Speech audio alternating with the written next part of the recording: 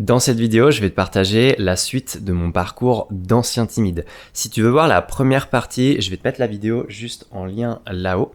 Je te laisse aller voir. Moi, ce que j'espère pouvoir faire avec le partage de mon histoire d'ancien timide, c'est de t'inspirer et surtout te montrer que c'est possible de changer. Et moi, à mon sens, c'est vraiment la première étape pour pouvoir changer et sortir de sa timidité, c'est de se rendre compte à quel point c'est possible de changer. Et c'est vraiment ça représente un tout petit morceau dans notre parcours d'évolution, mais en vrai, c'est sûrement le morceau le plus important. Prendre conscience que, hey, mais en fait, c'est possible de changer.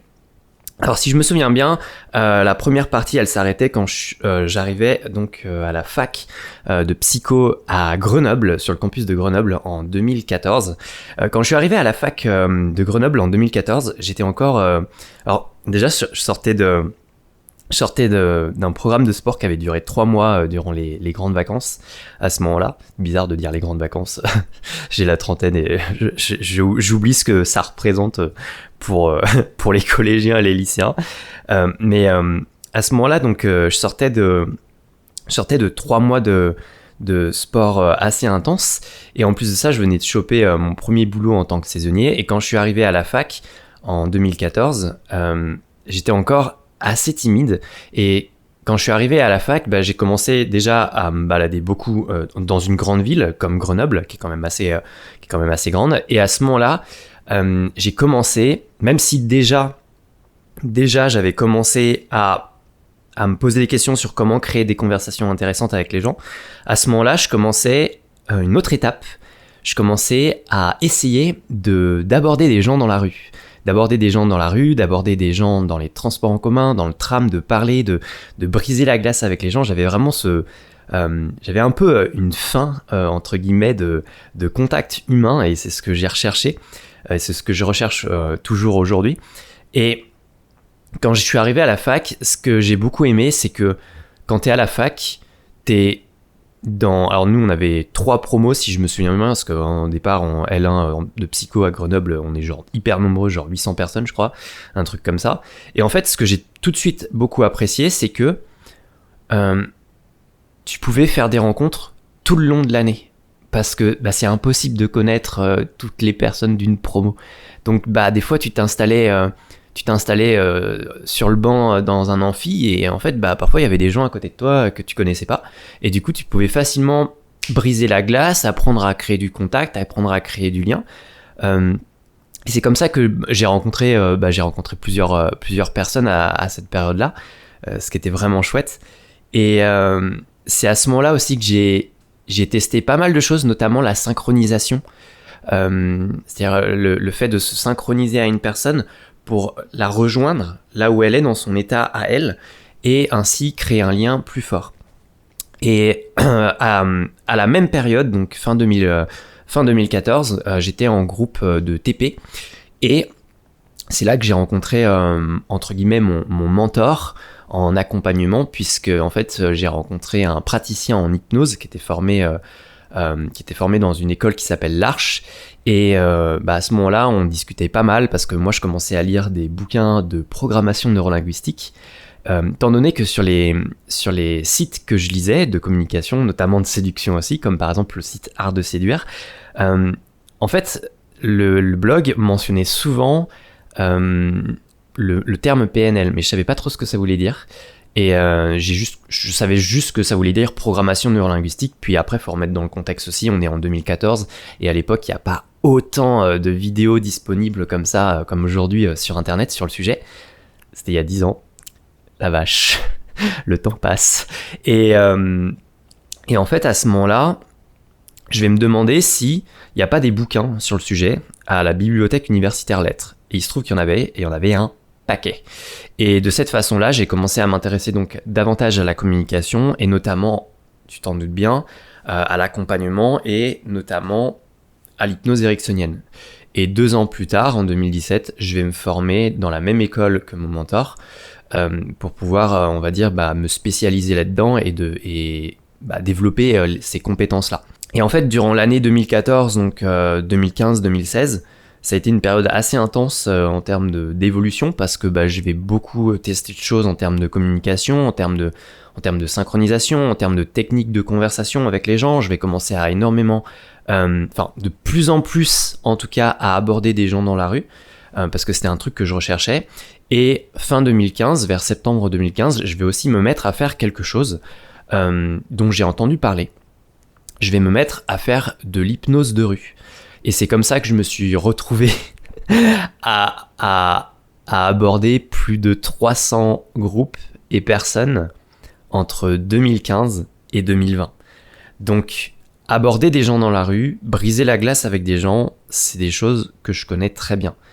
C'est quelque chose sur lequel je me suis énormément entraîné, même si au début ça a été très compliqué, parce que je peux te garantir un truc, c'est que quand t'es timide, sortir de sa zone de confort et aller aborder des gens que tu connais pas, c'est très flippant. C'est extrêmement flippant, et notamment, je me souviens que la première fois que j'ai abordé quelqu'un, un groupe pour ça, c'était en septembre 2015, et je suis allé dans une petite ville pas loin de Grenoble, dans un parc. J'ai abordé des jeunes pour ça, et en fait j'étais tellement stressé que je me suis pris une transpirée monumentale, avec des auréoles sous les bras et même au niveau du torse. Et en fait, j'étais tétanisé par le stress, j'ai pas pu faire grand chose. Et en fait, après, j'ai laissé le groupe et tout, et je suis parti. Et le temps que l'émotion elle diminue et elle rebaisse. Et après, sur ce point-là, je me suis dit, ok. Je me suis dit que ça allait être en multipliant les expériences que j'allais m'améliorer et que ce symptôme-là, en quelque sorte, il allait disparaître. Grosse erreur. C'est pour ça qu'en fait, il y a un truc à comprendre, c'est que il s'agit pas de sortir de sa zone de confort bêtement pour, entre guillemets, espérer que des changements positifs puissent se produire. C'est-à-dire qu'en fait, il faut aussi avoir des stratégies d'accompagnement, d'auto-accompagnement, de coaching, on pourrait dire en quelque sorte, pour pouvoir, entre guillemets, travailler sur 3 axes différents. Nos pensées, sur la partie nos pensées, en fait, les auto-jugements que l'on va avoir, nos émotions, mais aussi sur nos comportements. Et ça, c'est quelque chose qui va être vraiment très important à travailler. Donc je vais faire ça en fait pendant à peu près 2 ans, et puis après je vais me former en effet. Donc en septembre 2017, je vais aller à Nice pour me former en hypnose de façon sérieuse dans l'école de l'Arche. Tu peux aller regarder, hein, tu tapes Arche hypnose si t'es curieux. Et entre-temps, j'ai aussi commencé un blog sur le sujet, et entre-temps, j'ai aussi lancé une chaîne YouTube sur le sujet. Pas celle-là, une autre. Tu peux aller voir aussi, j'essaierai de te mettre le lien, qui compte 4500 abonnés quasiment aujourd'hui. Il y a une autre petite histoire autour de ça, c'est assez complexe, je t'en parlerai pas là parce que ce serait extrêmement long. Mais voilà, en tout cas, pour cette partie-là de mon parcours, ça se résume en effet au moment où j'ai commencé à aborder beaucoup de personnes en ville.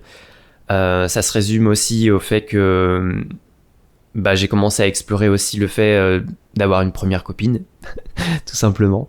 Ça aussi, ça a été un petit cap, entre guillemets, parce que au départ, je pensais que j'étais pas capable de plaire à quelqu'un et que ce serait pas possible, et que finalement, j'ai été avec une personne pendant 1 mois et demi en 2016, je crois, si je me souviens bien.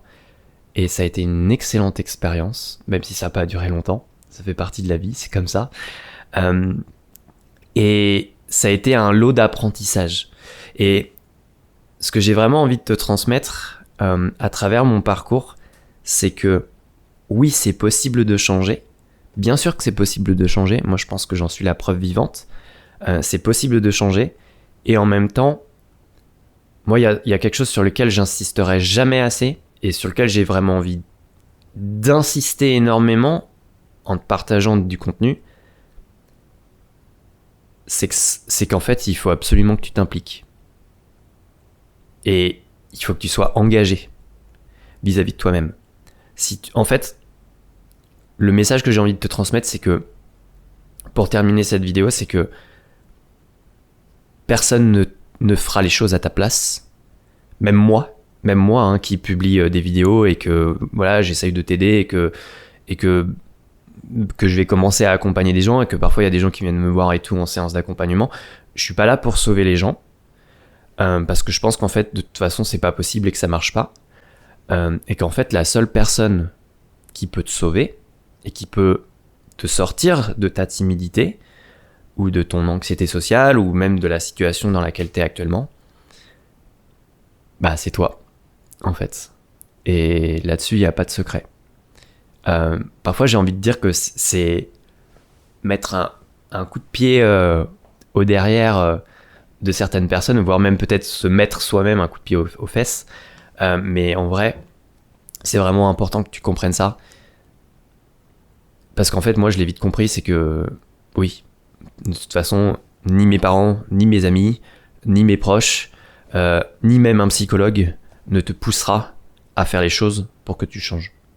Un accompagnant, ça peut t'aider, ça peut t'aider, ça peut t'accompagner, ça peut te poser des questions, ça peut te guider, mais ça fera pas les choses à ta place. Et ça, je pense que c'est le message, je dirais, le plus important que j'ai envie de transmettre dans cette vidéo-là. En tout cas, je t'invite encore une fois à me partager ton parcours, toi aussi, de comment tu vis ta timidité ou est-ce que c'est quelque chose qui te parle. Moi, j'ai vraiment envie de faire en sorte que mon parcours, il t'inspire au maximum et surtout que moi, depuis le début, dans tout ce que... et j'ai les yeux qui pétillent, là, je le sens, parce que là, ça connecte, mais moi, depuis le début, s'il y a un truc que j'ai envie de transmettre à travers le contenu que je crée, à travers les gens que je rencontre, à travers les gens que j'accompagne, s'il y a un truc que j'ai envie de transmettre, c'est de montrer aux gens que c'est possible. Que ça va être dur, que ça va demander du temps, de l'énergie, des efforts, mais que c'est possible de changer.